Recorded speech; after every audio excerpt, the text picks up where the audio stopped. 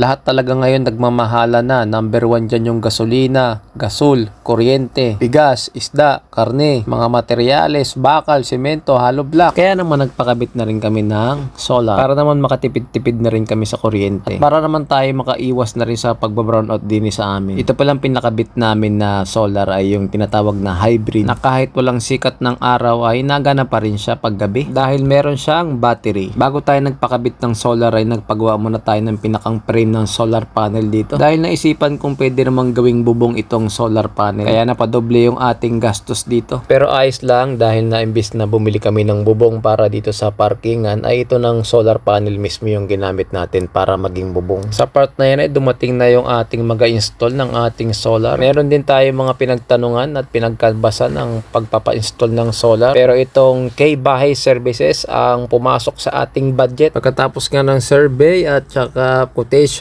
para sa ating mga appliances na gagamitin ay ito na nga, ininstaller na nila tayo ng ating solar. Ito pala yung ating inverter na may brand na SRNE at saka ito yung ating battery. Yan yung kasama sa ating package na napili. Fast forward tayo, ayan nakakabit na yung ating inverter, battery at saka yung mga breaker. Inabot na tayo ng gabi, ayan nasaan na sila paglalagay na ng solar panel.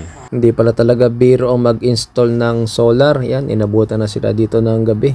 Ito na yung kinabukasan ng ating video. Yan, tapos na yung ating pagpapa-install ng solar. Nagagamit na natin siya. Ayan yung solar panel natin. Meron siyang harvest na tag 800, tag na 900 plus. Ayan o. 900 watts. Kada isa, ayan, nagwa 1,000 pa siya. Bali 2,000 plus yung ating na-harvest ngayon sa oras ngayon na 8:41. Yung battery natin ay may charge pa na 77%, so patuloy lang din yung pag-charge niyan.